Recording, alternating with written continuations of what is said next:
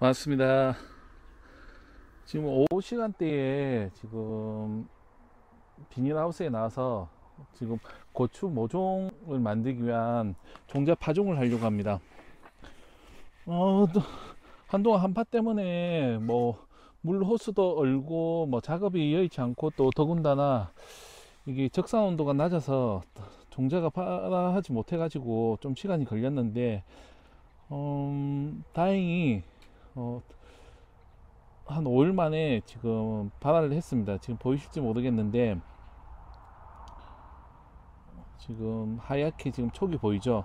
이게 낮기 때문에 오늘 트레이에다가 이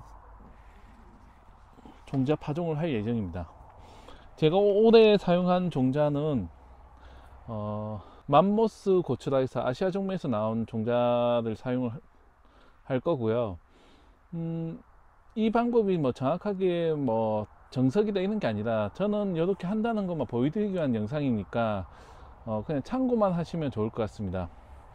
저는 이번에 105구짜리에다가 한 1200립 정도 나눠서 지금 할 예정입니다.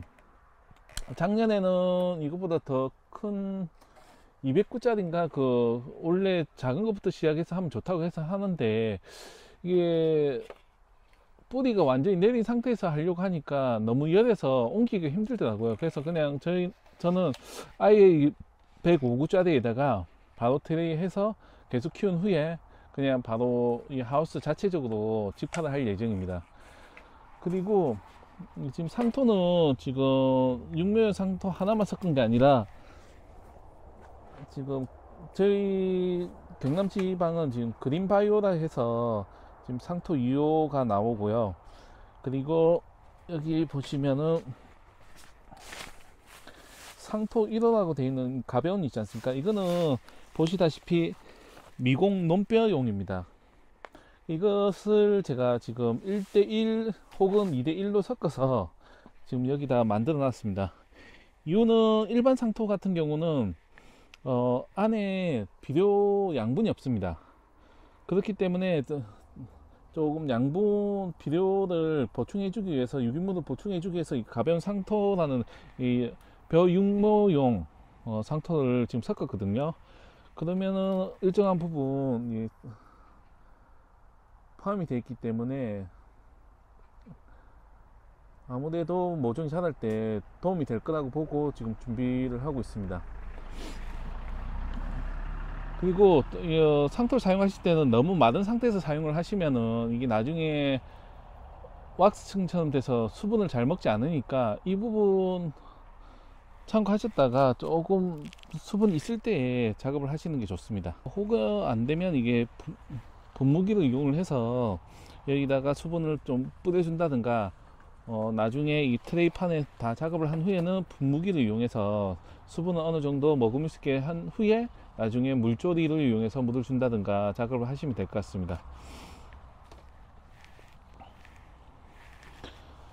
그리고 저는 여기다가 오늘 오후에 작업을 해서 여기 일부분 마련해 둔 부분에 치상을 해서 키울 예정입니다. 작년에는 전열 온상을 해서 작업을 했는데 배보다 배꼽이 더 커서 올해는 전열 온상은 하지 않고 여기 하우스 안에서 최대한 단열을 해서 좀 하려고 하고요. 작년보다는 조금 일찍 한다고는 했는데 이 종자가 싹이 빨리 안 트는 바람에 조금 더 늦은 감은 있지만은, 그래도 작년 구정 전후 해서 심은 것보다 빠르니까 거기에 맞춰서 한번 진행해 보도록 하겠습니다.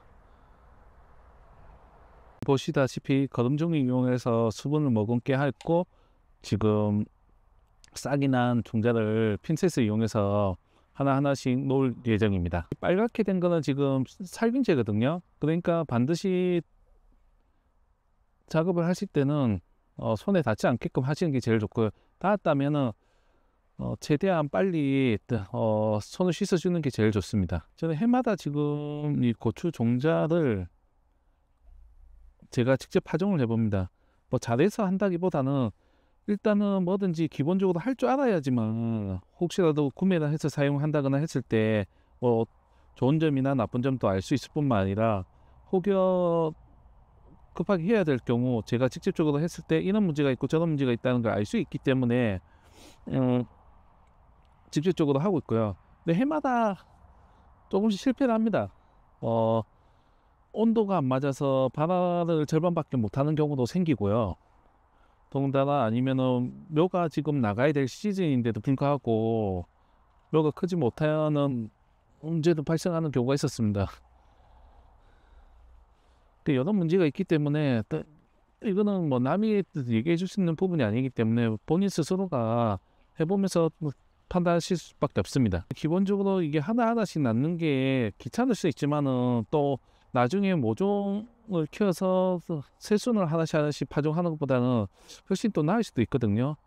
그래서 저는 그 작업을 좀 줄이기 위해서 지금 한 주 한 주씩 지금 이렇게 넣고 있고요.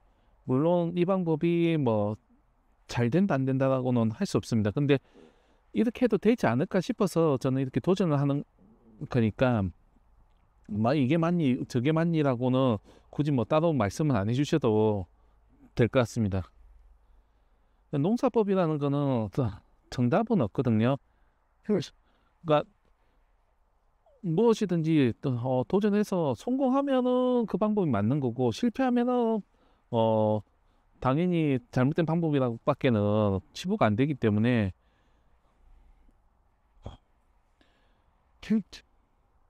성공할 때까지는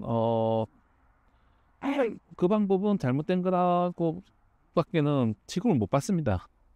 근데 어쩔 수 없지 않습니까? 그 부분은 감안하고 진행을 하셔야 됩니다. 분명히 저 하는 거 보고 하면은 어른들은 저렇게 하면 안 될 건데 뭐 제가 그래도 옮겨야 되는데라고 분명히 말씀하십니다.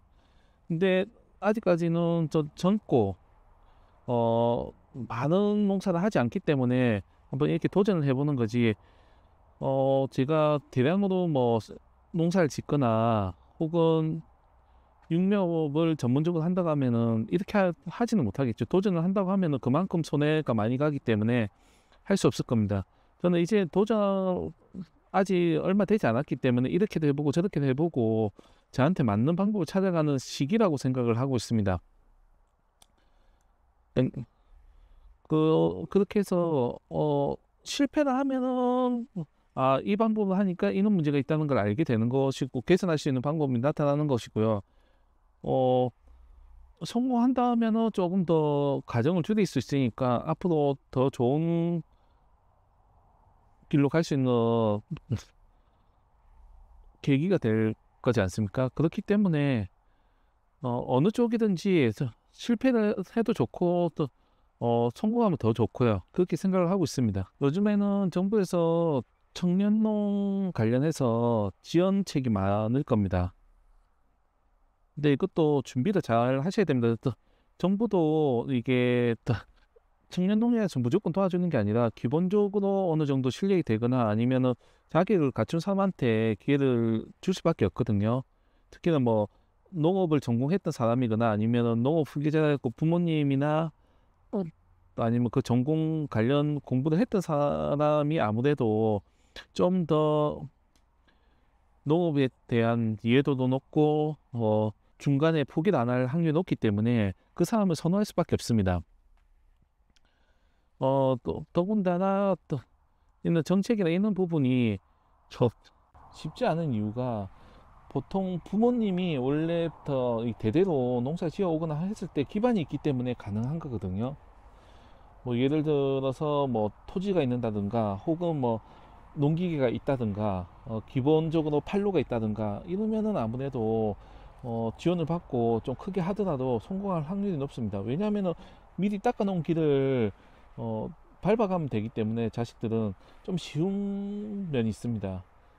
하지만은 아예 연고지가 없거나 처음부터 맨 땅에 헤딩 하듯이 하는 분들 같은 경우는 처음부터 다시 토지도 마련해야 될 뿐만 아니라 거주지도 일단 마련해야 되고요. 더군다나 농기계가 없으니까 그만큼 또 이 작업하는 부분에서 효율성이 많이 떨어집니다. 그렇다고 계속 임대를 한다고 하면은 그만큼 또 임대료가 많이 나가고 하기 때문에 전체적으로 봤을 때는 조금 손해보는 일이 많거든요. 그렇기 때문에 중간에 포기하고 나가는 경우가 많은데, 만약에 농촌을 간다고 하면은 연고지가 있는 곳을 가는 것을 추천을 드립니다. 왜냐하면 한 개라도 도움을 받기 위해서는 일단 아는 사람이 있는 곳을 가야지만 나한테 유리하지, 전혀 모르는 곳에 가고 맨땅에 헤딩하듯이 한다고 해서 성공할 확률이 드물거든요. 성공을 못하는 건 아니지만은 아는 사람이 있는 곳에 가서 좀 더 빨리 성공할 수 있는 방법이 있는데도 불구하고 그렇게 한다고 하면은 엄청 노력을 많이 하셔야 됩니다.